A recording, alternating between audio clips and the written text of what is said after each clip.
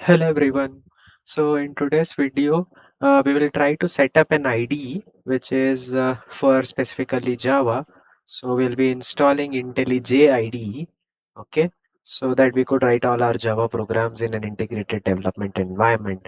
So go to Google and search for IntelliJ IDEA, okay, and then first open the first link and go to this download tab and click this particular download button, and I've already then you will be able to download the exe file. Since I'm using the Windows, you can just download this, and I've already downloaded the exe file here, and I'll probably open this, okay, and it will try to load the installation setup for us. So it will take a bit of time to install, so make sure you have your installed your JDK and everything before this. So if you haven't done it, please check out the previous video. Just click yes, and now you'll get this window, and click next. And this is the path where this will be installed, and it will take up 4.1 GB. Click next, and I'll probably check this up so that it creates a shortcut on the desktop, and then just click next and install. So this will, I think, take a couple of minutes, like 4-5 minutes. Okay, so the installation is now finished, and then you can just click this run IntelliJ and finish, and it will probably open you the IDE.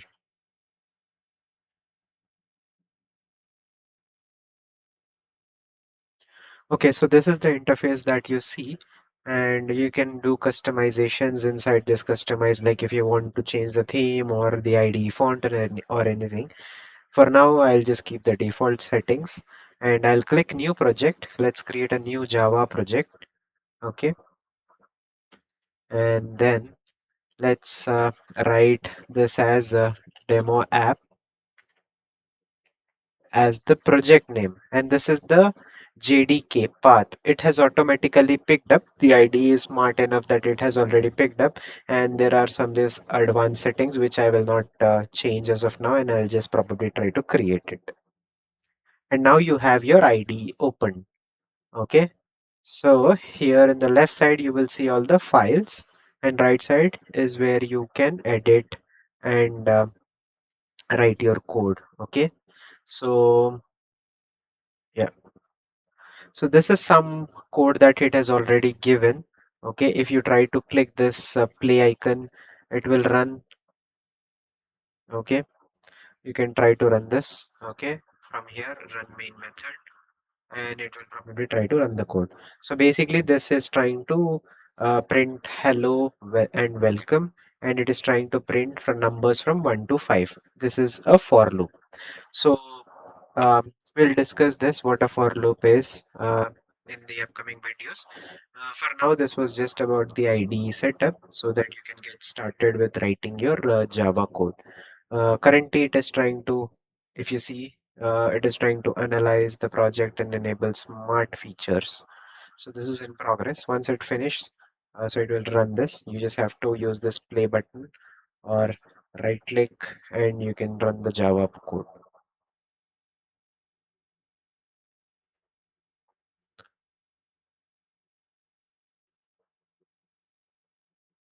Okay, so it has ran the code successfully. You can see the output here. Okay, so hello and welcome, and you can see the output here. So that was it. And again, if you see here, there is a folder which is out. So this is the output. This is the bytecode, which is the dot class file that was created. So basically, this is the dot class file that it created, or basically the class file that it created in the output. Okay, and the second thing, so this was it from this side, and so I have one code. Let me open this in notepad. Okay, so this is the program that we discussed last time. So the class name is demo, and the file name is also demo. Okay, so and we have something called as string args. We don't know what this everything is, right? So firstly, open cmd command line, okay, and try to move to this file directory desktop, and let's compile the code java c space file name dot java. Okay, so this is the file name demo.java, and inside this you have the main method. Now when I click enter, observe that here you will see that there is a here you will see that there will be a new dot class file that will be generated.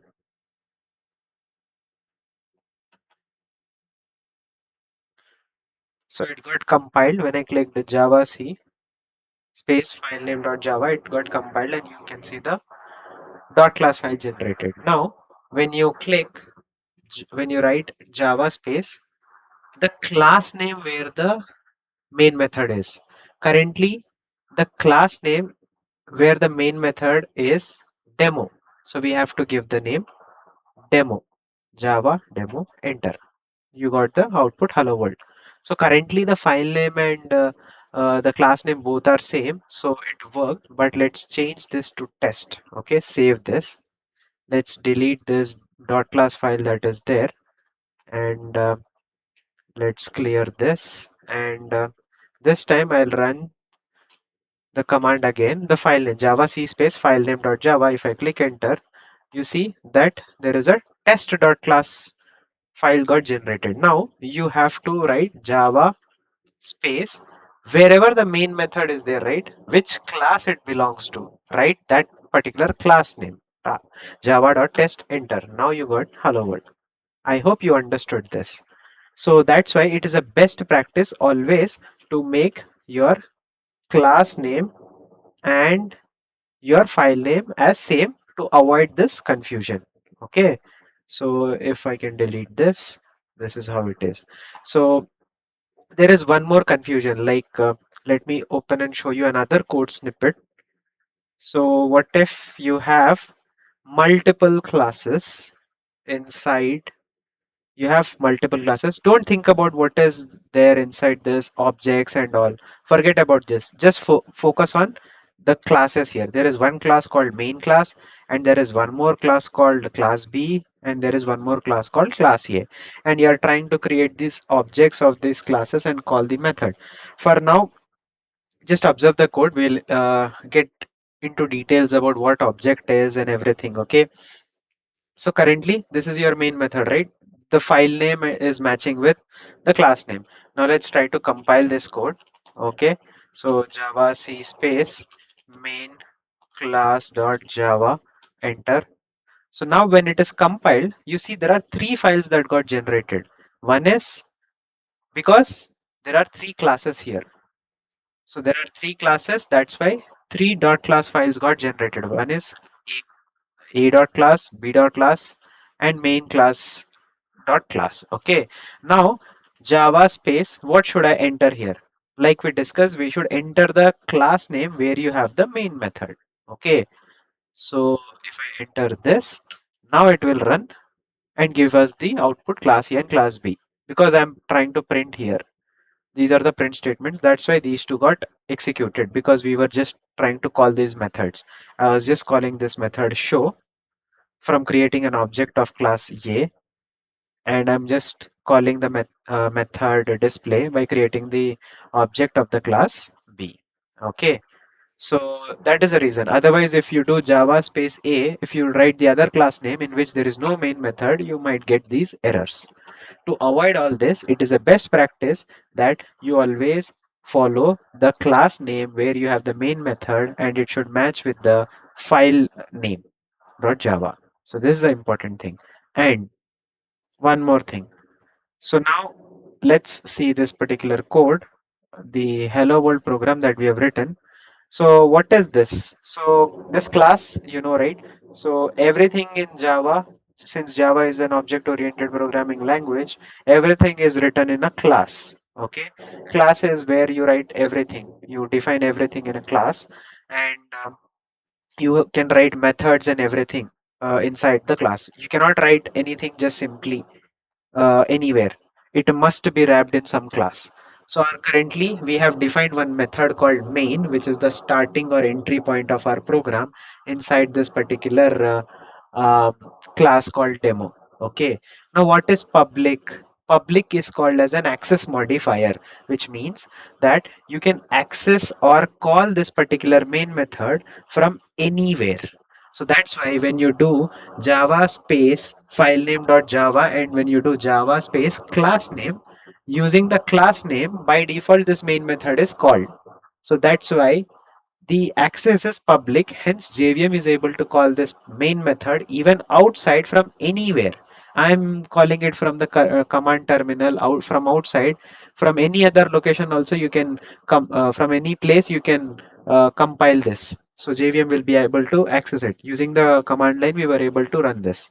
So this is public. So there are other access modifiers also. We will discuss it in later tutorials. So what is static keyword? So static keyword for now, imagine just that if I have to call this method main, then I don't need to create an object.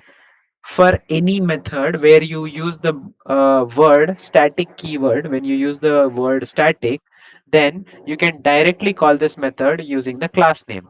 So demo.main, anywhere if I write demo.main, this method can be called. Since it is public, it is accessible from all places. So static keyword is simple.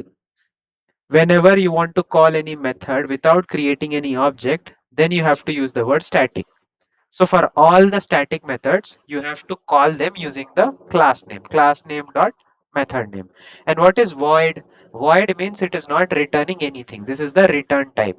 Currently, we are not returning anything, and we don't have any return statement here, right? So that's why the return type of this main method is void, and this main is the name of the function. So by default the entry point of any java program that particular method is called as main method.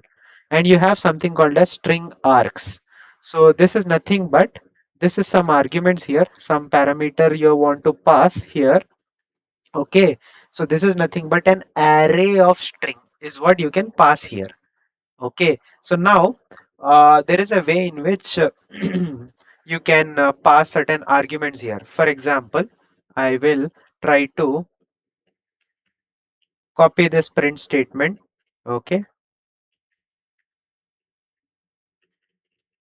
okay, and then try to write args of 0. Since it is an array, let's assume that the 0th element of the array is what we are trying to access. Now in the command line you do java c space demo.java, you compile it, and now while running it, java space file name is demo space write some string passing argu- arguments. Okay, here something like this, I'm passing this string. So this string got printed here, passing arguments here. So this is this is an array, right? You can pass multiple things here. Okay, so those will be captured in an array and you can print that array. So you can even try to handle this in a better way, like you can find first whether the length of this args array is 0 or not. If this length is 0, it means that you have not passed any arguments from the command line. Okay, and then um, if it has multiple values in it, you don't know like how many arguments you have passed from here, then you can just take the length of this array and use a for loop to iterate over the elements of the args array and then print them.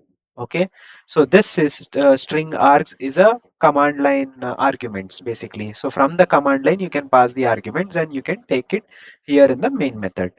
So that was the introduction about Java and the first program and your IDE setup. So that's it for this video. Thank you.